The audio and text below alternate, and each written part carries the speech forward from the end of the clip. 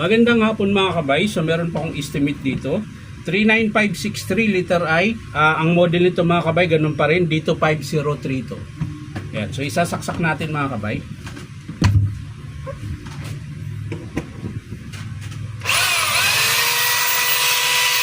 Ayan, gumagana siya mga kabay. Yun nga lang. Tingnan natin kung nagbabago.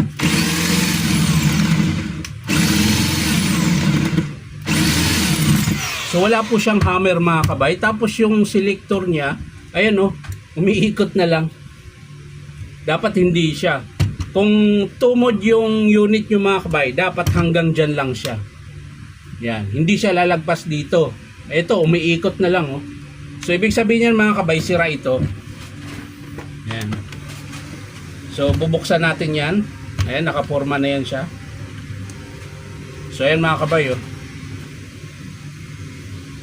Wala na po yung lock, kaya ikot na lang siya ng ikot. Ayan. So kapag wala na po yung pin niya, ikot na lang siya ng ikot. Ayan. So titingnan natin kung nandito pa yung spring. Ayan, wala na rin pong lamang spring. So bubuksan natin mga kabay. Baka tumalsik yung spring nito.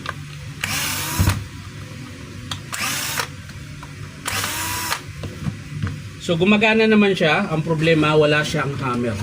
Puro siya drill mga kabay. Ayan, bubuksan natin dito. Ayan, dahan-dahan lang para hindi magkalasan lahat. Ayan. Hindi sumabit. Yun. Ayun no mga kabay.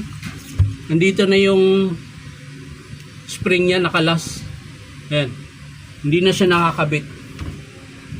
Ayan, nakalas na po siya. So ibabalik natin tong spring na to.